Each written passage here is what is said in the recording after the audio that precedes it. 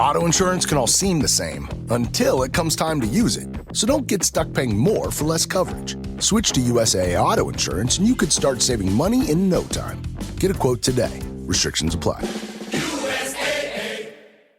Nigel here. Did you know the wise time to relieve allergies is at night? With Xyzal. And who better to explain than a wise owl like me? Your allergies won't take a hint when you're tired and ready for bed. Don't suffer the symptoms that bother your sleep. Take Xyzal 24-hour instead. It starts working fast and works while you sleep so you finally get much-needed rest. Then all the next day it's still going strong so you can feel your best. Be wise, all. Take Xyzal at night. Use as directed. Starts working in 45 minutes. This episode is brought to you by the Toyota Grand Highlander. Life's journey brings constant change, filled with exciting surprises and grand challenges. And with its spaciousness, power, and style, the Toyota Grand Highlander is more than a vehicle. It's your partner in embracing all life throws at you. From the spacious adult-sized third row to seating for up to 8 passengers, the Toyota Grand Highlander is up for every grand challenge. Learn more at toyota.com/Grand Highlander. Toyota, let's go places.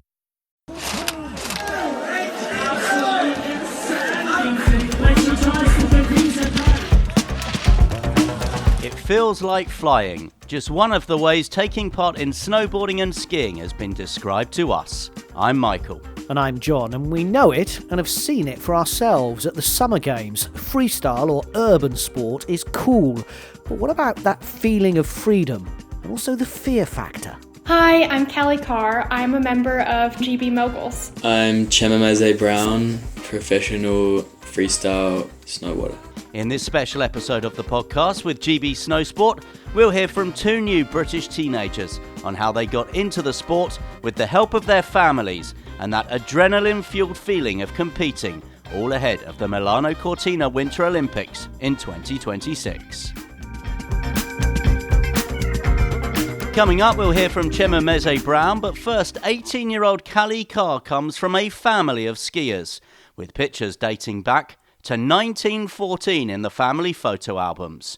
She recently competed in Moguls at the Freestyle World Cup in Switzerland for GB Snowsport, and I caught up with her when she returned home to Denver, Colorado. I started skiing when I was 2 years old. I grew up in Colorado, so skiing is a huge part of my life and a huge part of my family's life. We have pictures in our ski home in Vail dating back to the early 1900s of my family members skiing in long skirts and all of that. But basically, I started skiing at the age of 2 and competing when I was 6 years old. And then when I was 8 years old, I was given the choice between alpine or mogul skiing, and I just thought mogul skiing was more fun. So I went with that. And since then, I have been training and competing.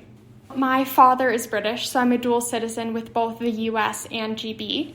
So I originally started skiing under the US until I was 15 years old, and then I was approached by the team. And like I said, skiing is there's such a rich history of skiing in my family, but mostly on my British side as well. So when the time came to switch, I thought it would be a really great way to connect with that part of my family history.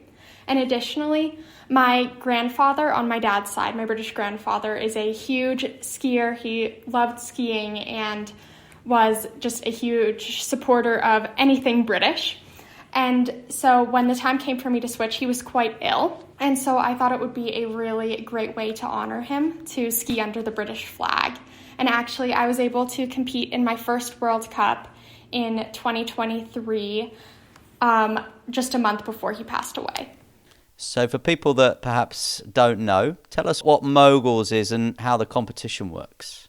So in the mogul skiing discipline, there are actually 2 events, single moguls and dual moguls. So singles it's just you on the course. So we have there are 3 patches of moguls with 2 jumps in between. And you are basically scored on your execution of your turns, your speed down the course, and then a combination of your execution on the jumps and the degree of difficulty. And then the difference with dual moguls is you're actually going head to head, 2 people at a time, and you just have to beat the other person, and it's knockout. So it's really fun and exciting. There will be judges assigned to different things, so they'll grade you on your turns compared to one another, your jumps compared to one another, and then your speed. And then whoever racks up the most points out of 35 wins. And tell us a little bit about the kind of World Cup circuit for you guys now as we head towards next year and this ambition for the Winter Olympics. I'm a senior in high school in my last year, so I was balancing a lot of school and skiing this year, so I didn't get to attend all of the events. But this year was a very busy event schedule on the World Cup tour. We went to Ruka, Finland, Idre, Fjall, Sweden, and then there was competition in Alpe d'Huez, which was canceled, and then everyone headed to Bakarani, Georgia, which I did not go to. And then everyone came home for the winter holidays, and then it was Canada, 2 competitions in the US, and then there was an Asia tour in Kazakhstan and China, which I didn't go to either. And then we ended the tour in Livigno, Italy for World Cup finals, and then St. Moritz for the World Championships. It was a great experience. It was, so cool to be just surrounded by obviously all of the best mogul athletes in the world, but also in all the freestyle disciplines. It was really cool, and St. Moritz was just beautiful. It wasn't my best run, but even so, it was such a great learning experience. And there was quite a cool moment at the top of the Dual Moguls Hill when I was dueling Perrine Lafont, who is currently tied for the most decorated world champion in history. And Mikkel Kingsbury from Canada was standing right behind me, and he's the greatest of all time. And I just thought, wow, this is such an amazing experience being here. And what will you need to do now to ensure your qualification for the Olympic Games? For moguls, points are cumulative over this past season and then the next following one. So I'm really excited that I'll be graduating this year, so I'll be able to commit 100% to mogul skiing, and we'll get to attend all of the competitions. So we still don't really know what it's looking like since we have so many competitions left before the actual qualification for the Olympics comes out. But I'm just hoping to give it my best shot and hopefully qualify. Of course, the games are the dream of any athlete, but it's my main goal currently. It would just be an amazing experience, and especially representing GB and all the skiing family in my history. Michael speaking to British mogul skier Cali Carr. This is a special podcast with GB Snowsport. From skiing to snowboarding. And we won't tell Cali about the comparison coming up, but Txema Mazet-Brown is a 19-year-old big air and slopestyle boarder who just 12 months ago was world junior champion. And I started off, though, by getting him to describe what he does. Couple jumps, couple rails, and then you get to the bottom kind of thing? No, it's big air is one big jump, and everyone's just kind of throwing themselves off it, to be honest. Comfortably and skillfully, but they are throwing themselves off it. And in slopestyle, jumps mixed with rails, it's like the endurance event, I think. It's much more hard to piece together, and when you do, it's much more rewarding also. You talk about throwing yourself in the big air. Where's the fear? Do you have any? There's fear. Everyone, maybe some don't have fear, but I'd assume they do. But everyone trusts their abilities and has done a lot of preparation. So they trust it and they go off the jump.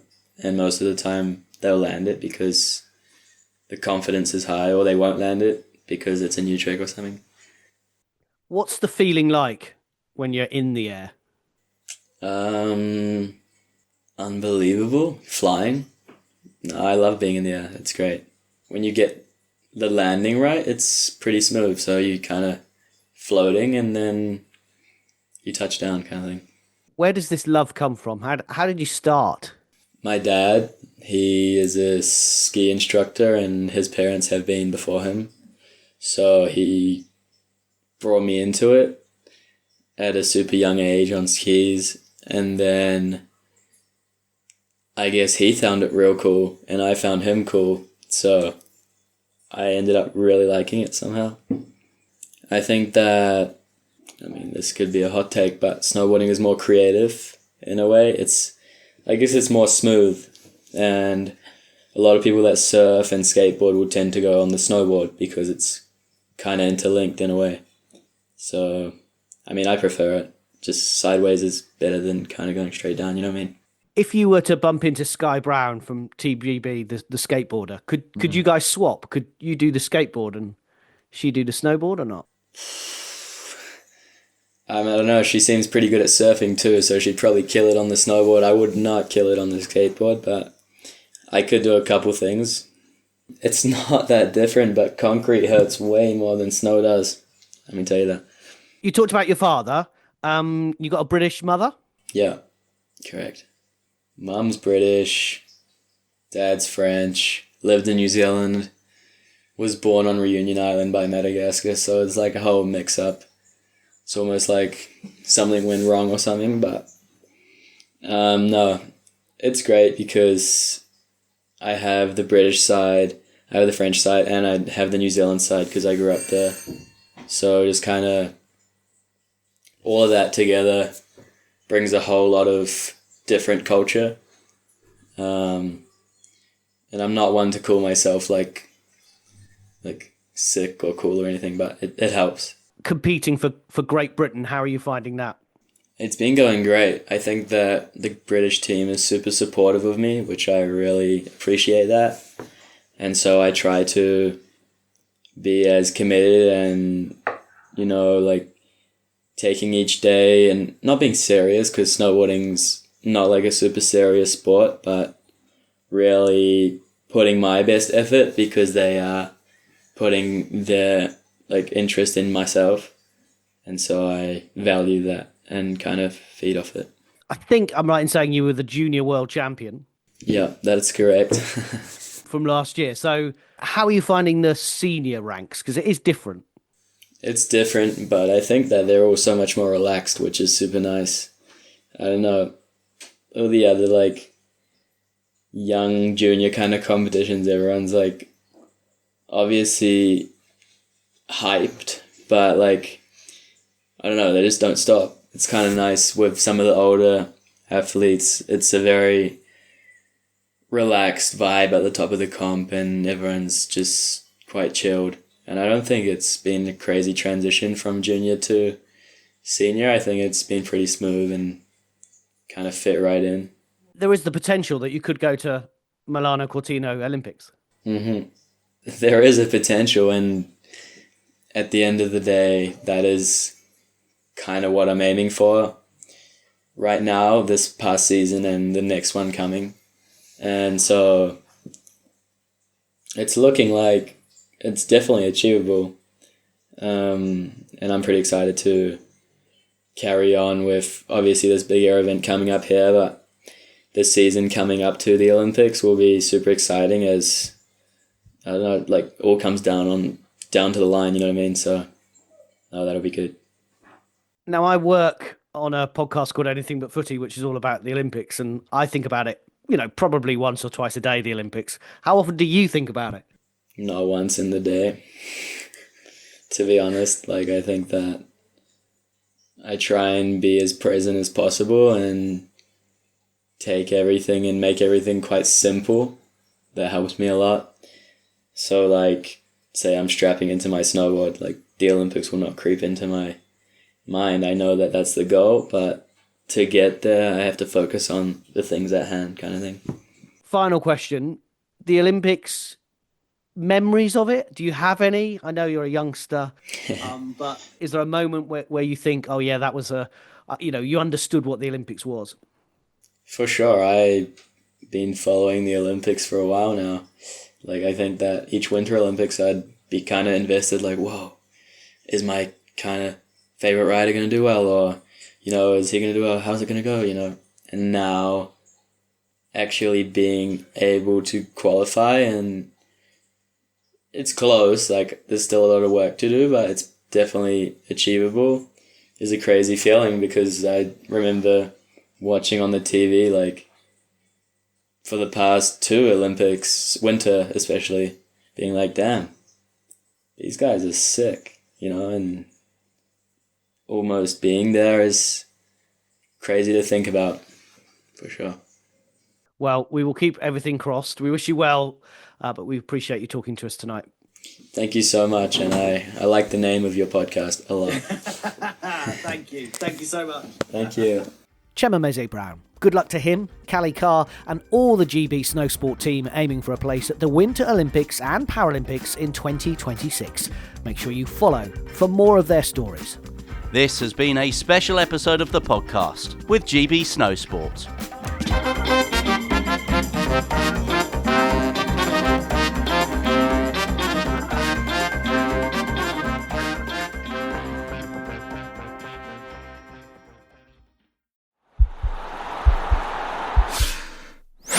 This podcast is part of the Sports Social Podcast Network.